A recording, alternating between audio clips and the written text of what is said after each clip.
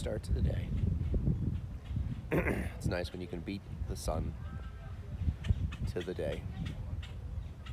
Wait for it to rise. With this breeze, this beautiful calm breeze. It's nice. Today will have some troubles of its own, yet to reveal themselves. But in this moment, peace. It's a beautiful piece of peace. So this is where I do my Jamie dailies. This is over by the horse farm at Ballast Point. And I just did a little Jamie daily, about 10, 11 minute deal about self-acceptance and how we can receive compliments. And sometimes it's really hard to receive a compliment, but that's more of a reflection about us inside. And that it's not noble to be humble like that, that in fact that somehow that self-hatred finds its way out. So that's what today's Jamie Daily was about. You got it in a short few seconds, and everybody got 11 minutes of it. So there you go, boom. Now to go home, brush my teeth, take a shower. Unfortunately, I don't get to take you into there. Yeah, got a little breakfast. Starts out with an amazing omelet every day for about a year, 3 years, 4 years. It's a long time. You got chorizo and onions. The reason why chorizo is because it's connected to the Mayan gods of productivity. Totally kidding. Just because it's sort of keto. Don't tell everybody I'm full of crap. Come on, guys. They gotta believe it. Alright.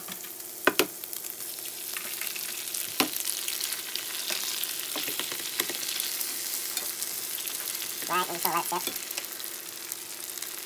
I got cheese ready to go. Boom. I like it. You know, it's like sort of scraping on the edges here, right? And yeah, it's not moving, right? I think it can move. Spatula. Like that. Oh, look at that. Fail. Right there on camera. An omelet fail. Alright, so when it fails like that, I sort of beat it out like this. Alright, put my cheese in there. And I'll let it finish. Like that. Boom. Kind of ugly, but it's happened. Hey. Are you talking to me or them? I'm talking to you. Hey. Okay. So, all right, we're doing a recap of what just happened. Well, okay. In your words, what happened after the shower up till now? After the shower up until now? I came home, took a shower. Uh-huh. Made my omelet. Ate your breakfast. About choked on it. I did almost choke. Almost had a sneezing. Sneezing and coughing. And it's like still stuck in there. Mm-hmm. Yeah. Anyway, we had a conversation about, we were talking over breakfast about schedule for this weekend because, man, still like, that was a serious omelet. Anyway, we're talking about the weekend schedule and what do we have going. And then you said you didn't want to talk about it, so I gave up on you. I just coughed it. This is real life. I can throw you under the bus sometimes. I'm just kidding. Oh, you can absolutely throw me under the bus. I'm kidding. Listen, No, Simon you is over said there you were- watching. You said you didn't want to talk about it right now. It's true. So here's what's important. Here, your turn to film me. Here's what's important about, well, my eyes are probably still red because of all this coughing and sneezing. You're good. We were sitting down having breakfast, and the normal conversation is, you know, hey, what's going on this weekend? I've got a buddy who bought all my brewing equipment, and we talked about doing a beer brew, and then also got some friends that want to do Mother's Day pictures. And so kind of scheduling that. And then we have a small group that we've got a crawfish boil, and that's on Mother's Day. And then we also talked about what Carly wants for Mother's Day. You know, a diamond this year or just a bar of gold. Neither of which she's going to get. But that being said, like, we're having this conversation, and what it triggered in me is I don't want to talk about it right now. You never want to talk about it. Whoa. You typically do not prefer to talk about schedules. Okay. Because you just want it to happen. However, That's the truth. You have to have input in it sometimes. Well, I'll give you input. Yes and no. I'll ask you yes and no questions. Okay. Only. Yeah. So, but what the reason for me dodging it, this conversation, wasn't because I didn't want to figure out the weekend. I really kind of did. But when your brain goes from deep work and or methodical work to transactional work, there's like a shift, and it's not. It's hard to regain your footing. And so when I go into scheduling mode or logistics mode, it's like the day is gone. And so I said, gone, meaning like the day starts and you just can't catch up. And so with my interaction, I said, well, I don't want to talk about it right now, which, you know, Carly apparently thinks that means all the time. And that's sort of true. Behind the camera, she's giving me a face. But I want to get some of my lead generation stuff done so that I don't stay in the same pattern of not doing my lead gen. And today I think I'm going to write notes as a starter because that's a good touch emotionally. It keeps you motivated and going. So I didn't really want to keep going in logistics mode. But yes, Carly's absolutely right. Oh, my turn. Carly's absolutely right when I talk about not wanting to do my schedule. I would much rather not have a choice. Okay, we're going to have a little, this is spousal. So, by the way, we work together now. So this is very exciting. Yep. Okay, back to her. What's interesting to me is that I would much rather just have that out of my brain and just have it dealt with, because I feel like, and me, I don't bring much value with that. And, you know, what would you say your greatest strength is? Planning and logistics. You said that with such excitement. Sorry, planning and logistics and the daily to-dos, the daily schedules. I don't know. Yeah. That's more my thing. I'm not creative. Do you think you're good at it? Yes. Okay. Are you good at it? 1 low, 10 high. How good are you? 7 or an 8. She is a liar. She is 11. I don't know about She that. is very good at it. I mean, she's getting older, so she's forgetting more stuff now. That's very true. But she is an 11. She's a 12 in my book, but you know what I mean. Thank you. Yeah. So how do we tie this back into, this is kind of like a vlog type deal. Yeah. So back into work. Like, because this is a new role. Right. Yeah. That's fine. I'll schedule, but you have to be okay with me possibly knocking stuff out of your schedule if there's things that we need to put in. You're seeing real life right now. So, have I ever given you an experience where I said that I was not okay with you doing that? Not necessarily, but But what? you say that you have routine things in the morning that you don't want to screw up. Oh. For example, Yeah, no, I this will is use so this as important. an No, example. this is good. Keep going. We have clients who want to see one house way out in Wesley Chapel. And I suggested this morning because we didn't have anything going on. The text message was one morning this week. So Yeah. I said, what about Wednesday? And She's they hitting a really came back a very good and point. said that they couldn't. Thursday, we're doing red day with KW, so we're out serving, so we can't do tomorrow. And so Friday, we have a closing at noon in St. Pete, downtown St. Pete, and these people want to see a house. Well, you have this morning ritual where you really don't want to be out necessarily before 10. You're if you're going to hear that on the working. outside, it sounds like I'm lazy, but No, because half the time you're working till 10, 11 o'clock at night. So I get it. But you're also doing stuff, lead gen, whatever, getting ready for the day in the morning time. So you try not to screw up that schedule. But these people want to see this one house. And we don't want to lose them necessarily. So I had to go to you and wait for an answer to say, are you going to be okay if I schedule a showing at 9:45, meaning you have to leave at 9 because it's 45 minutes away, because you then have to get to the closing at noon. So what's important about what she's asking is not necessarily that she's asking, is it okay to schedule something at 9:45, but because she knows that morning routine is vital to the success of our business, our relationship, like all things starting out the day. So that is a very important question. Well, and you've been roller coasting with it just because we've been busy. And you want to get back on track. So I was trying to honor that time. However, this client needs to see this one house. So, and it's not around the corner. So what made me okay with taking that appointment is because at least it was still 9 o'clock as my leave time. If it was any earlier, I just wouldn't do it. I think I thought you wanted not to leave till 9:30. That's why. It could be that, whatever.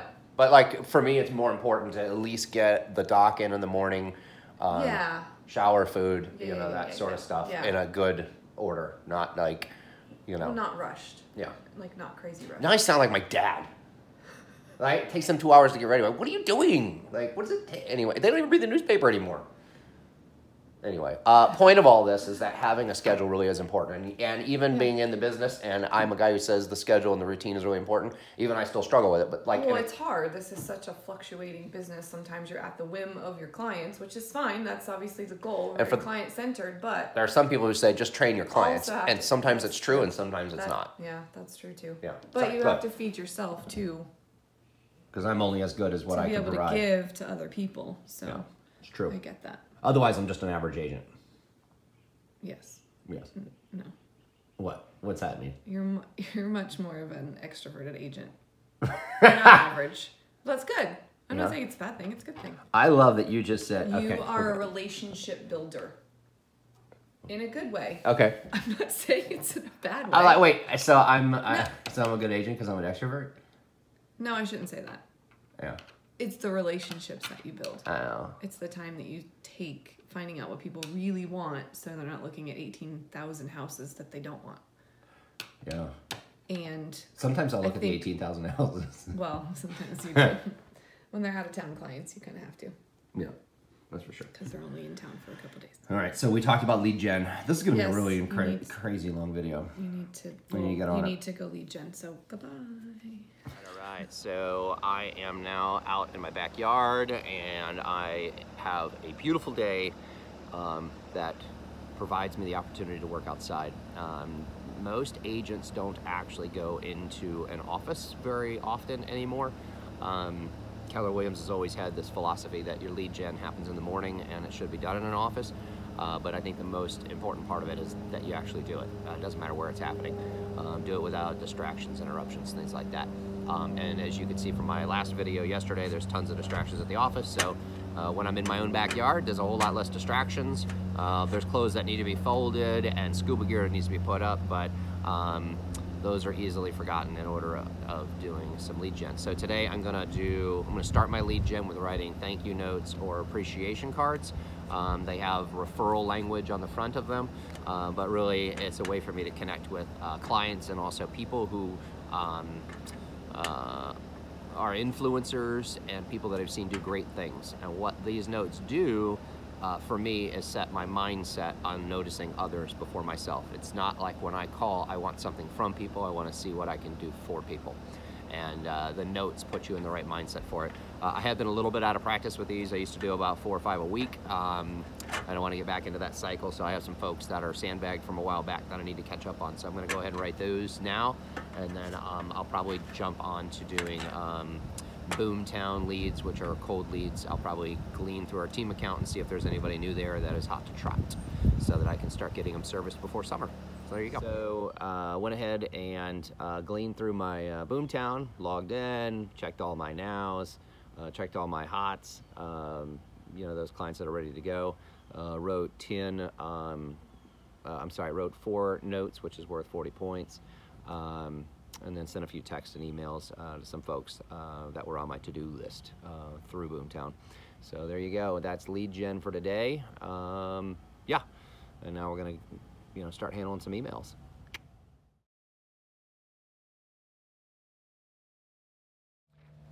So I had a great little lunch with my buddy from Rotary, old George Lackey. He's got a story for any joke you can come up with, and he pushes it right up to the edge every time, old George. Anyway, so that's what I call Rotarians lunching. It's just a great way to stay connected. And now we're gonna do a little preview of some houses that are on what's called Brokers Open. And yeah, these are generally in areas where you need to gain market awareness, market knowledge, things like that.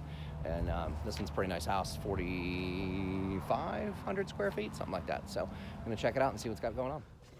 So at some of these like Brokers Opens, it's a way to get brokers into the listings and a way for the realtor industry to learn about your particular listing, this sort of thing. Anyway, they have them on like Wednesdays or Tuesdays or whatever, and it's kind of like a known thing in the business that a lot of agents who are struggling to make it find a way to skip paying for a meal that day, and they just go and go to the Brokers Opens and eat along the way like a little trail. So I had this funny happenstance at one of these Brokers Opens where there was a new person in the business, and I knew this because she was in our office. at some point, and she had recently returned to the business, and she fit every sort of archetype of, you know, that perfect realtor, dressed to the nines, you know, super professional looking, you know, a number 10 on the 10 scale, on every scale that you could measure, you know, this sort of thing. And it was interesting because I saw her over there eating and carrying on conversation, and I knew full well she didn't really know anything about the listing. And I thought, wait a minute, maybe she's like here just for the food. And it was like that moment where you're thinking about this thing and you're going, no way, really? And then after I was done, turns out she was still in her car leaving, and I saw she's driving like a super nice M4. I'm like, well, either she's broke or she's not broke. One or the other. Or she's broke because of the car and she's here eating because, you know, yeah. Or it's possible that she's just touring the home. That's totally possible. But it did make me reflect. I started thinking about this business particularly, the dynamics that we allow that get played in our head, that we think other people have an added advantage that we don't. And we tell ourselves stories and narratives. And in that particular case, because, you know, that person fits an archetype of what seems like easy real estate comes her way, right? It's like, man, I bet I could sell $1 million houses if I was able to dress in that outfit or drive that car or whatever, right? And then on the backside, there's other agents who say, oh, geez, that guy over there, you know, he comes off as professional. He's been in the business a long time. He knows what he's talking about. He's confident. People, you know, are going to believe that he knows what he's talking about just because he's a man and all this sort of stuff. And it really got me thinking that in this business, just like in other parts of life, we all put these things in our own heads and we believe these stories. And really what they do is they just hold us back from being the best. And the irony in this is that it's the listing agent who doesn't dress up at all, is just there with a listing, and they're the cats that have been in this business for years, and they're the ones controlling the money. So maybe we should all be looking towards the listing agents as to the great wisdoms of success as to how to make it in this business. Just saying. It was a funny little reflection I had about maybe this person's got cash, maybe they don't have any cash, maybe they don't know a thing about real estate. But at the end of the day, these are all just stories in my head. None of it's even true out in the world. So if you were gonna check out real estate and you think it's gonna be the easiest road ever, just remember, you're gonna have stories that come in about other people's success and how you can or can't be as successful. So there you go. I gotta go in and do a couple of things in the office now, get prepped for some closings for tomorrow, and yeah, get ready to go to the gym. This is James Adair, the agent who cares, and now is the time where we introduce to you the winner of the Monday Fun Day for this week. The question was Tampa based, and you kind of had to know the subculture of the two radio disc jockeys, Bubba the Love Sponge and MJ BJ, to kind of get the context of the question. All right, so today's just one of those days where it doesn't necessarily always go awesome. Following up on some emails, whatnot, before I was heading out to the gym, and got a potential seller and buyer, you know, they're gonna sell their house and then buy one, got an email from them that they're gonna use another agent, which happens, totally understandable, but I seem to have a generally good connection with these folks, did a strong initial consultation, that sort of thing, and showed them some properties, and you know, we were getting their property ready, but it could be a myriad of reasons, and I sent over, you know, a little inquiry. Hey, did I miss you on communication? You know, was it a price problem? You know, did I say the house is worth less and they promised you more, or, you know, is it a commission thing? So I'm definitely not going to change necessarily who I am, but I always want feedback to find out if there's parts of my process that I could do better on.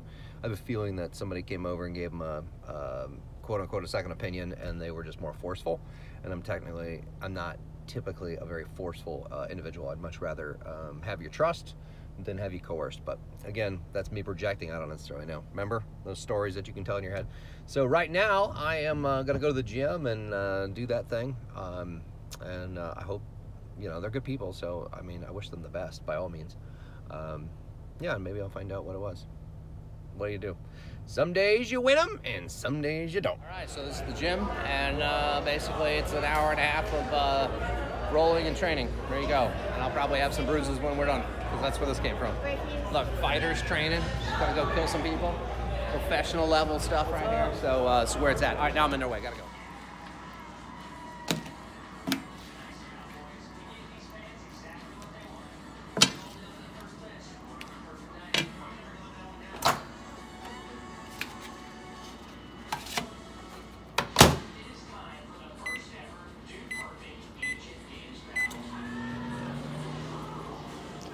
Gym, microwave meal, possibly another seller consult tonight.